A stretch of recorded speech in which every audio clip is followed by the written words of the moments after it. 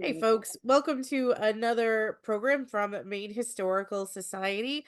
I'm Kathleen Newman, and it is January 11th, 2024.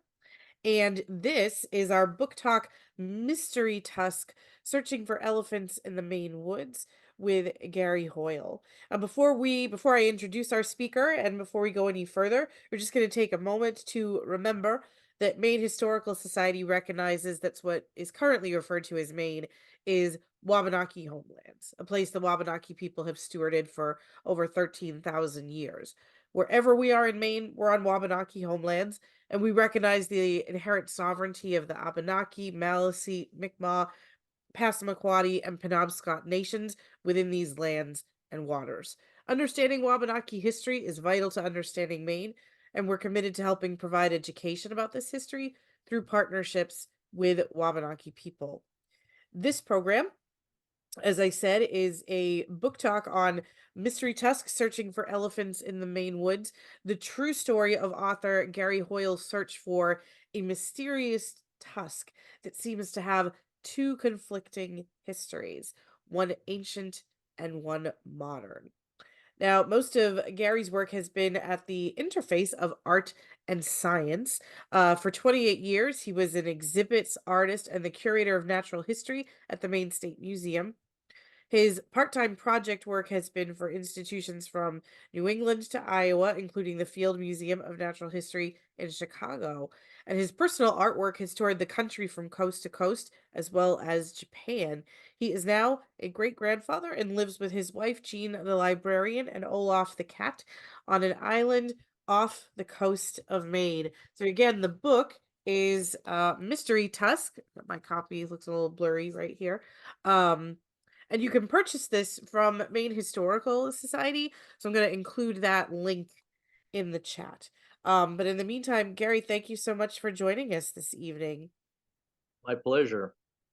As you've said, Mystery Tusk is about basically two tusks. It starts out that way, and it goes into other mysteries as we go along. Uh, I was just finishing up this particular exhibit here at the Maine State Museum uh, in 1989, and I had spent 2 years researching, collecting, color noting, etc., and eventually creating artificial plants to be incorporated into this exhibit of edible plants, Native American edible plants. And this was in an exhibit hall that was called 12,000 Years in Maine. Just as I was finishing this up, the head of that hall, Bruce Bork, who was an archaeologist at the time, chief archaeologist at the Maine State Museum, asked me if I would be willing to work on an introductory case that would be something that would move people into the hall, something that would entice them in. And I said, sure, I'd be willing to do that. So he said he needed some Ice Age fossils. Now, the Ice Age, for those of you who don't know anything about it, was a period of time thousands of years ago when there was a massive ice sheet over Maine, and it was anywhere between a mile to a mile and a half thick. And that would be like about, if you're familiar with Cadillac Mountain and Acadia National Park, it would be about 5 to 7 times the height of that mountain. And the Earth's the weight of that glacier was such that the Earth's crust was depressed. And so here is a painting of actually 2 hills in Acadia National Park known as the Bubbles. And in the foreground is what is now known as Jordan Pond.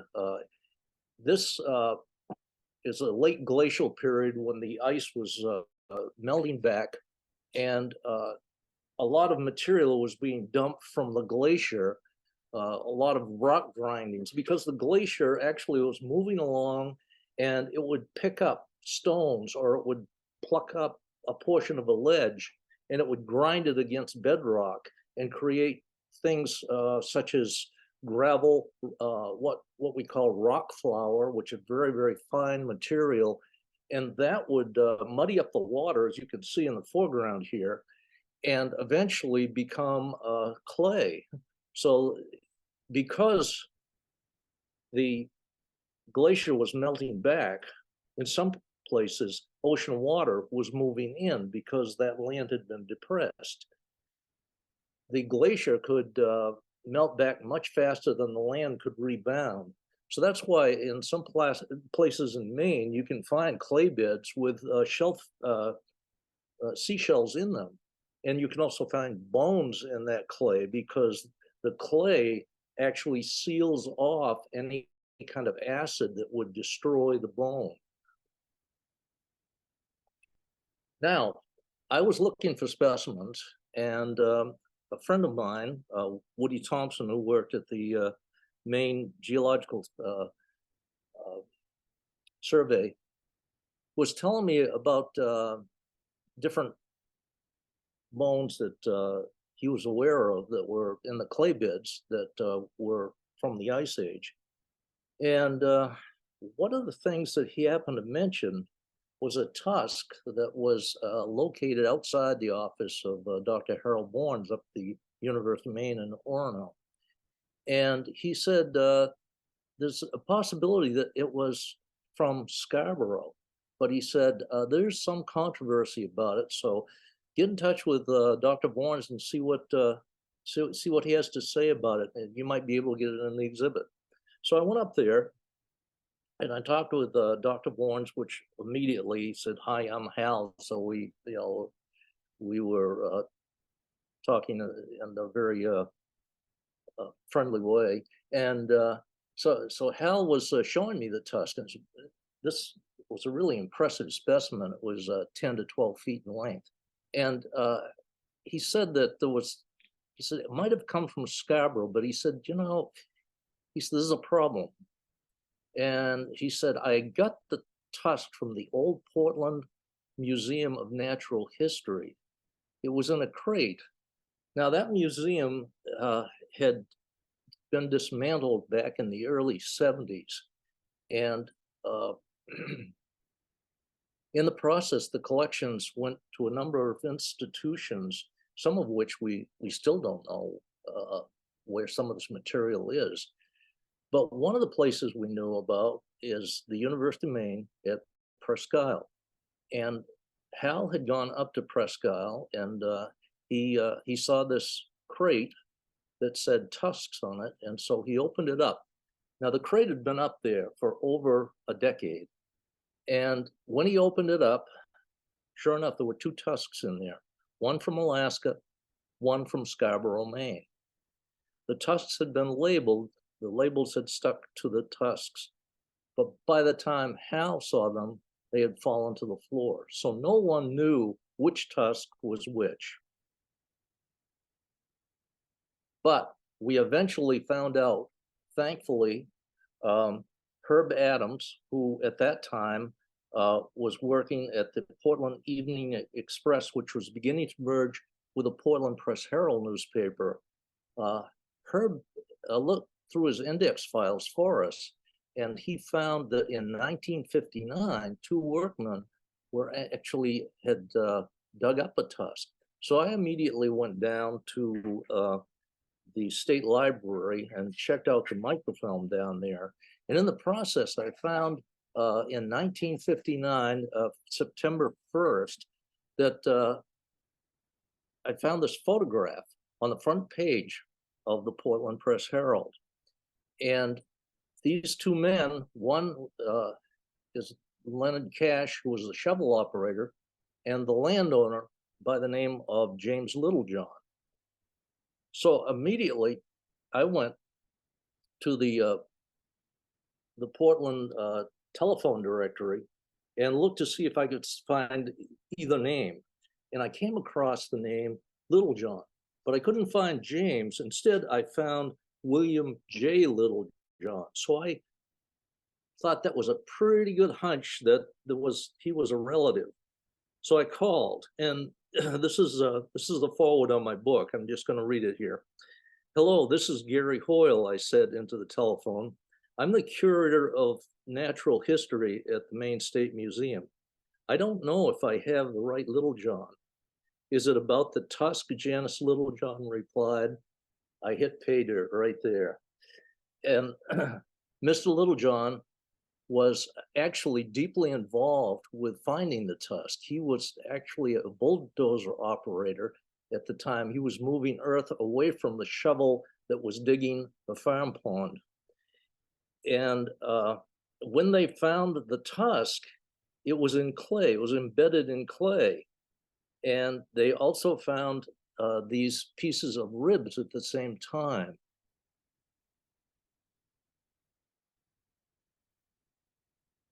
Oops, hit the wrong thing. Okay.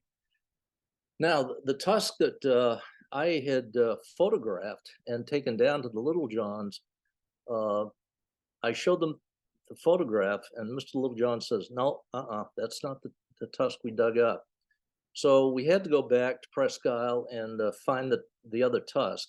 And sure enough, this Tusk had been broken when they were trying to get it out of the clay bed.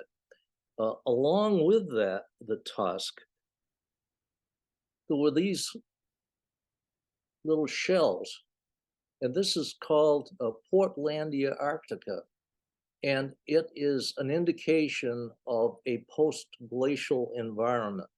So that's a time when the glacier was melting back.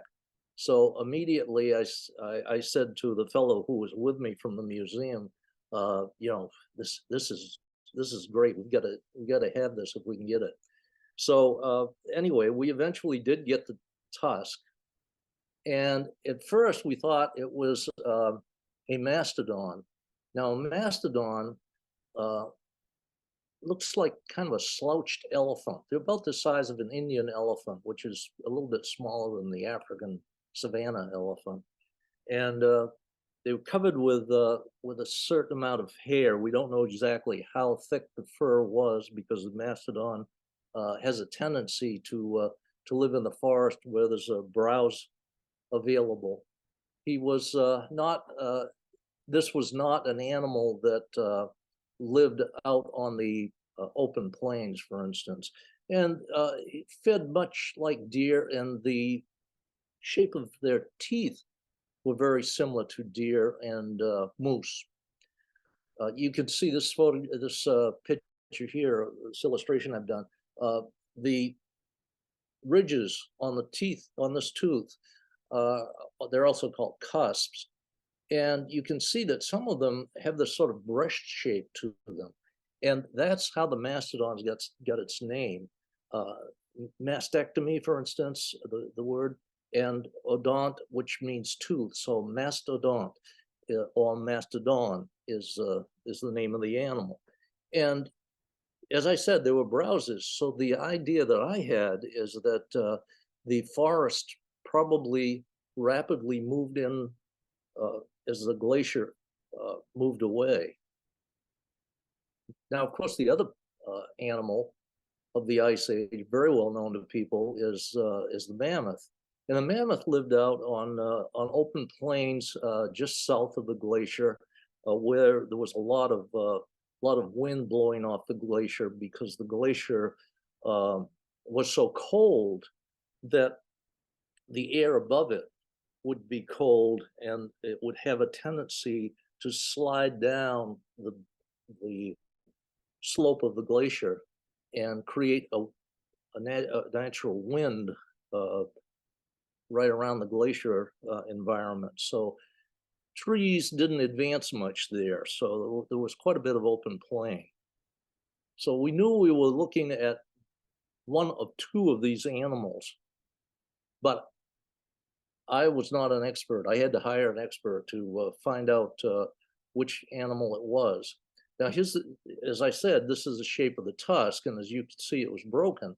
Now, the upper region on the right-hand side here, you can see there's a cup shape, and the specialist that looked at that said, okay, that cup shape is shallower than it would be for a male mammoth or a male mastodon. So we're looking at a female of something. and so one of our people said, well, it's a female, so why don't we call it Harriet? And we thought for a while and said, well, why don't we call it Harry it? Because we don't know which species it is at this point. I didn't have any experience doing any kind of excavating of animal remains, so I needed training. So what I did is sign up to on one of Jack Horner's digs out in the eastern Badlands of Montana, and so I was out there for a couple of weeks. And what we did is I would walk along one of these ridges with a group of people. We'd have like a survey party, and I would be up on a particular part of the slope and walk along. We'd all walk along at the same rate, and I'd have people above me and I'd have people below me. And if one of us found bone, they'd holler out bone and we'd all stop. Then the site director would walk up and see if she could find where that bone had washed out. The bone bit is what she was looking for. In the process of doing this sort of thing, we came across such things as this jaw, for instance, of a hadrosaur, which is a plant-eating dinosaur. So we found substantial amounts of bone that had been washed out of different locations. Now, there was a lot of wildlife out there too, and this little fellow here, sagebrush lizard, while I was sitting down and the director was giving a 20-minute talk, this little fellow crawled up on my index finger and sunned himself through the whole talk. When I got back to Maine, then we began a dig, and here you can see a shovel operator digging just above the basin of the pond. If you look down below, you can see this areas of mud. And this is like a 20 by 30-foot pond. And so his name was Phil Caesar, and Phil was working along. The geologist decided that they wanted him to cut this channel alongside the bank, and so they could study what is known as the stratigraphy, or the structure of the soil in that area. So Phil agreed to do that, and he would have to remove that bank of earth that you see behind him so that he could more safely dig the rest of the site. So anyway, we left it that day, and the following morning when I arrived a little later than because I knew Phil was going to be digging that area up, and we wouldn't be able to examine much of the pond at that time. But in the process, this came up. This is a 7.5-pound tooth.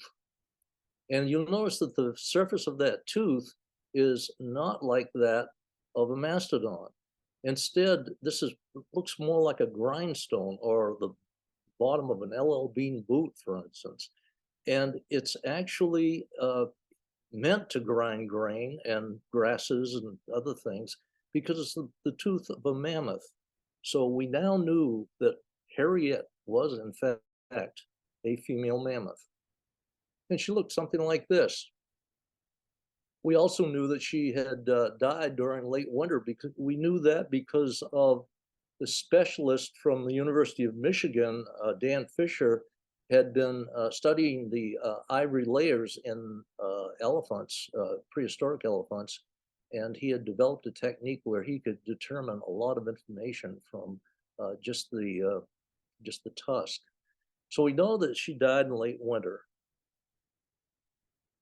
The next year, we went back in, and this time we were going to dig out the pond bottom, see if we could find more of the animal.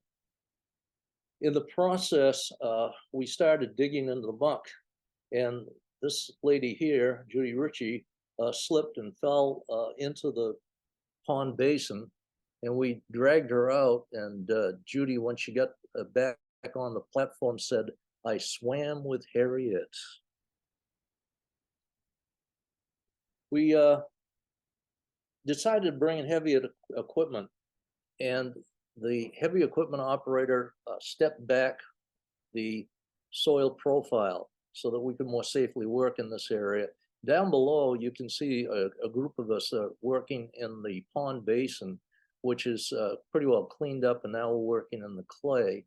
So we would use probes and other material equipment to examine the clay in that area. And we also probed some of the clay bench just above that.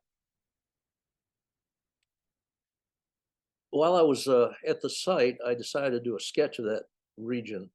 And as you can see here, there's a thin layer at the top. And that is the remains of the material that was actually dug out of the pond back in 1959, still sitting there. B is a series of sands that were in the just below that. And C is a sediment that had originally washed back down into this area above a clay bed. Clay is E and F. Now, E is what is called oxidized presumpscite. That's a technical term for that particular part of southern Maine. And the presumpscite clay, the oxidized area, is where the plant acids have percolated down through the soil and discolored this particular region. It's also acidified that region so that anything in that particular band of brownish clay will be oxidized or destroyed, basically, by the acids. Below that, F is a gray clay, and that gray clay is unoxidized, meaning that the acids did not penetrate that region. So we knew that our tusk was down in that area called F, the unoxidized presumpscite.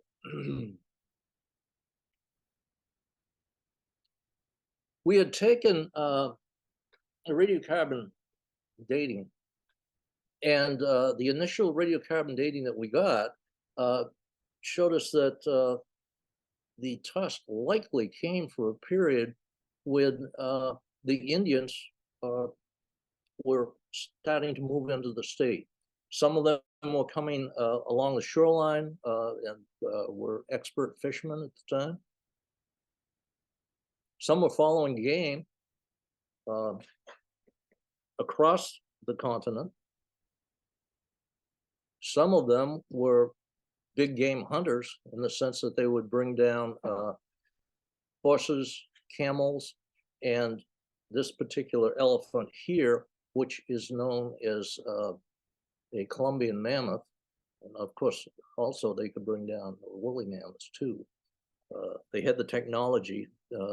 This particular Indian here is using something called an addle, which it drives a spear to a great force. We also knew that a trade was going on at that time, and so it was very likely they were trading ivory too.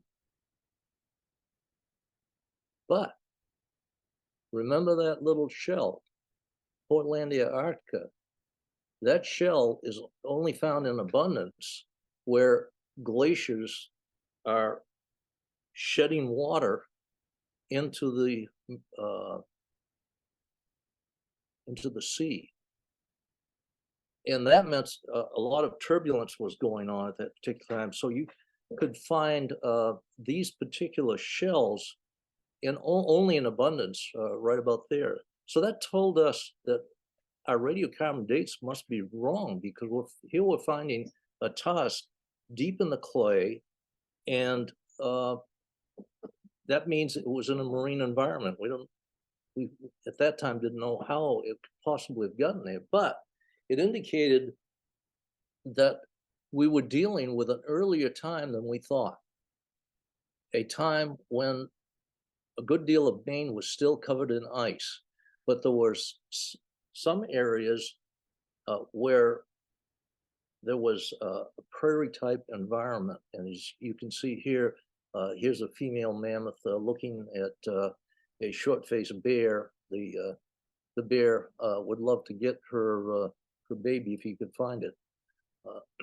So there was a substantial population of wildlife at that time in these prairies.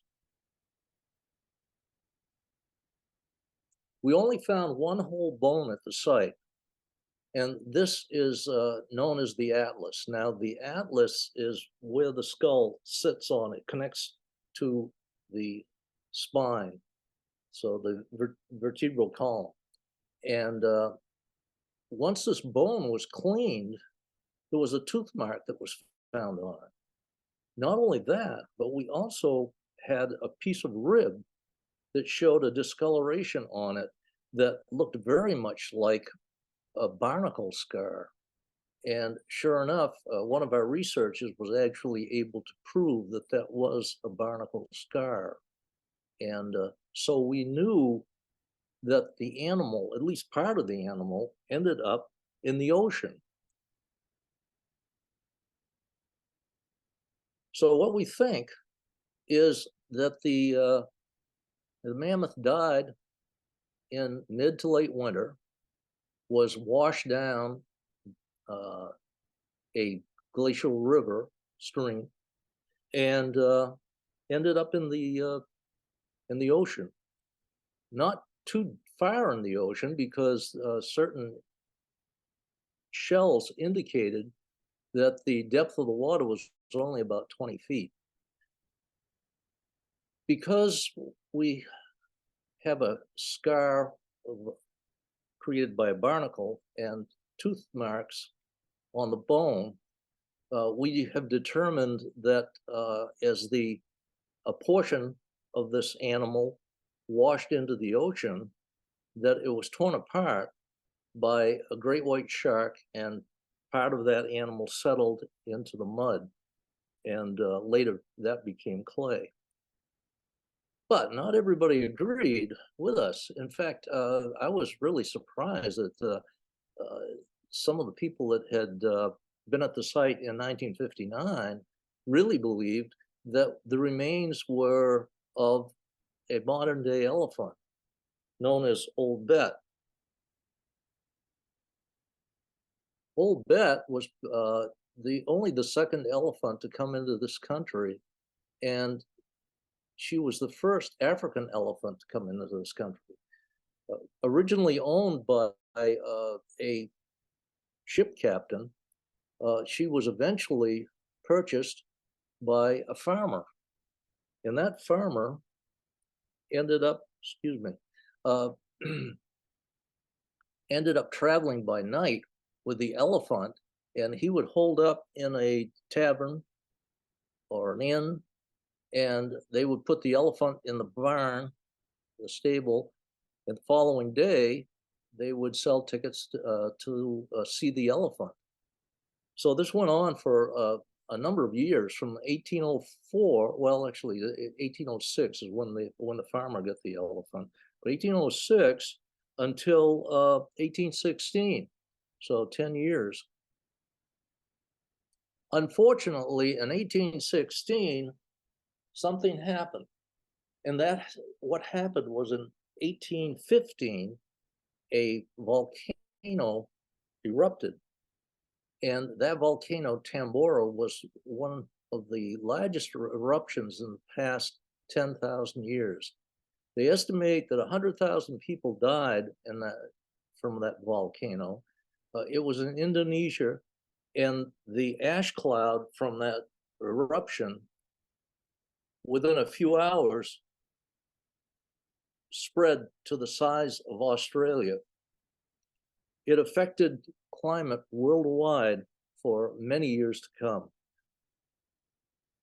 mostly in 1816.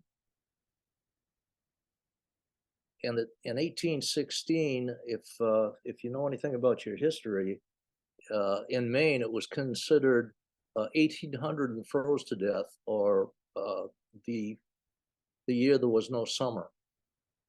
Migratory birds flew into Maine, and they could not find anything to eat. They dropped out of the trees. People tried to save them. They'd take them in their houses, try to feed them, warm them up, and sadly, all that compassion just didn't work. The animals died. Wolves and bear began coming into barnyards, killing the livestock.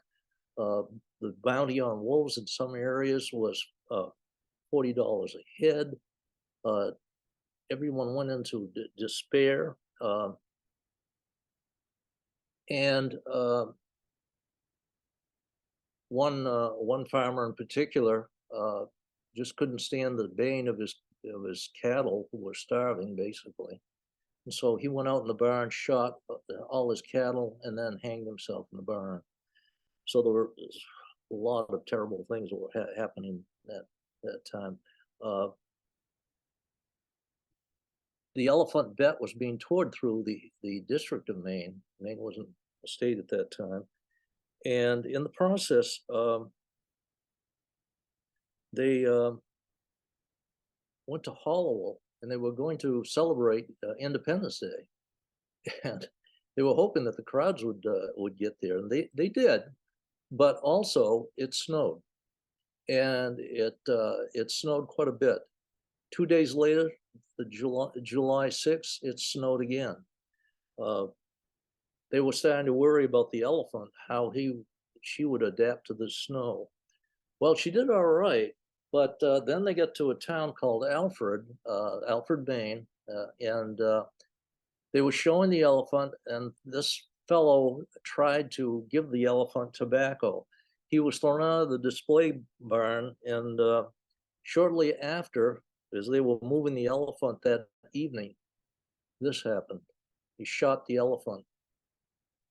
No, that's not the end of the story. The elephant was, they skinned the elephant, I should say.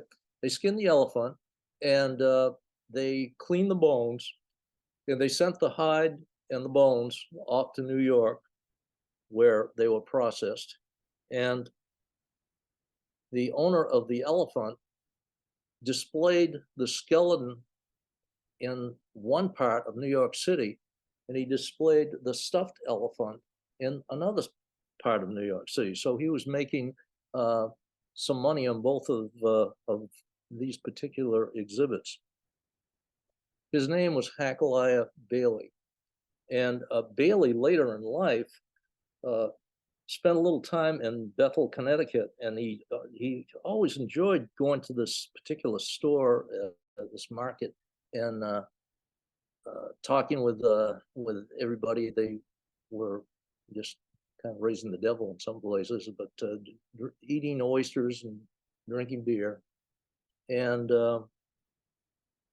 he started telling stories about his adventures with Old Bet, and it enthralled the clerk there, and that clerk's name was Phineas Taylor Barnum, PT Barnum.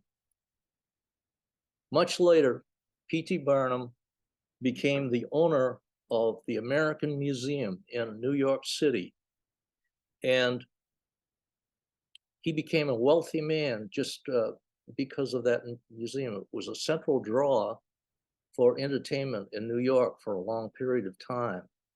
But in 1865, a fire broke out in the basement of the museum. And it fortunately it didn't kill any people, but it destroyed a huge number of exhibits. It killed animals in the cages. Those that were able to get out of the cages, they ended up being shot. So um, there was it was considered one of the worst fires in the New York City's history. Now, if you want to see where Det was shot, there is a monument in Alfred, Maine. If you go down, I can't remember the highway, but the major highway through around the town. And if you look for an area that's got a shallow uh, pool, which is surrounded by a fence, uh, right along the highway there is a granite boulder. And on that boulder is a bronze plaque. And this is the plaque that is there on exhibit. So if you ever want to see where the elephant was actually shot, go to Alfred, Maine, ask around, they'll show you the plaque, I'm sure. So anyway, I hope you found this interesting, and I hope you would like to purchase the book. There's a lot more information in there on the elephant and a lot of other mysteries that were involved. Thank you very much. Thank you, Gary. So again, here's the book, a non-blurry version. And it is available at Maine Historical Society. I shared the link in the chat, but if you go to mainhistorystore.com, you can buy it there. Right now, our store is closed for winter break, so you can't come and purchase it in person, but we're happy to send it to you if you purchase it online. Thank you so much, Gary. Really interesting story. So the tusk that you were talking about, um, where can we see it now? Like, is it still on display at Maine State Museum, or where did it end up? It's in the Maine State Museum collection now. A section of the tusk was removed. I, my wife and I ended up taking the tusk to the University of Michigan, and the specialist there, Dan Fisher, cut the tusk lengthwise in two, removed a 2-inch slab of ivory, and did some analyses on it. Now, if the Maine State Museum wants to continue, uh, that museum can fund for more information on that, the life of the elephant. Basically, it's at a point, research is at a point where you can discover where she was a female mammoth, the number of pregnancies that she had, the migratory trips that she took. You can there's a number of different things that can be discovered by this about this mammoth. The tusk is now at the Maine State Museum. Though I should say the tusk, part of the tusk is at the University of Michigan in a collection there in their Department of Paleontology. Mhm. The rest of the tusk is located at the Maine State Museum. So I would say, people, if you're ever at the museum, ask about that tusk, because it may prompt them to spend a little bit of money and do more research at the University of Michigan on this particular animal. And by the way, this is a rare mammoth. It is not just a woolly mammoth. It is a combination of two different mammoths. It is a hybrid of the woolly mammoth and the Columbian mammoth. So it's a rather unique specimen. Interesting. Can you tell us a little bit more, like, how did you get started in this field? So you're an artist, and someone was commenting in the chat that your art is really wonderful too, which I know I noticed when I was reading the book. I was like, wow, he did all of his own illustrations and they're really good. But how did you get started in in this field of like studying natural history and fossils and Well, I was born and brought up in Gardner, Maine. Now, if you know anything about Gardner, the Sylvester Gardner was a very wealthy uh, colonist, and he purchased about 100,000 acres of land in Maine along the Kennebec River. And when I was a kid, I only lived about a football field's length away from the Gardner estate. So I spent an awful lot of time down, roaming the woods and the pastures down there, and probably a nuisance to the gardeners. But anyway, I had a good time down there, and I was just I was just enthralled with nature. Uh, and I did a lot of drawings when I was a kid. I had a condition um, where I was paralyzed for a while, and so I couldn't get around much. It was called mumps, meningitis, encephalitis, and so it kept me on the couch quite a bit. So to entertain myself, I did a lot of drawing, and so I just got more skilled as time went on. And then I got into clay figures and things like that. When I got a little older, the quality of my work got better all the time, uh, and then I heard about the Maine State Museum. There was a man by the name of Claire Beck who was uh, beginning to recreate a museum where the old museum had been and had been in storage since the late 40s. And so I showed him some of my work at the time. I was like 14 years old, and he was impressed enough. So he asked me if I would like to do a couple turtle sculptures for the Maine State Museum. And so immediately, I said, "Oh, yes, I'd love to." So, uh, so I worked on these sculptures for months and months and months, and then they decided they were going to do a formal presentation. So, uh, the governor of Maine at that time, Governor Reed, and Claire Beck, the head of the Maine State Museum at that time, uh, actually had a ceremony where I gave these turtle sculptures to the Maine State Museum. And so I certainly after that, I mean, I was just hooked. hooked. Yeah. Yeah, that's yeah. that's great. And so, That's a great and, story.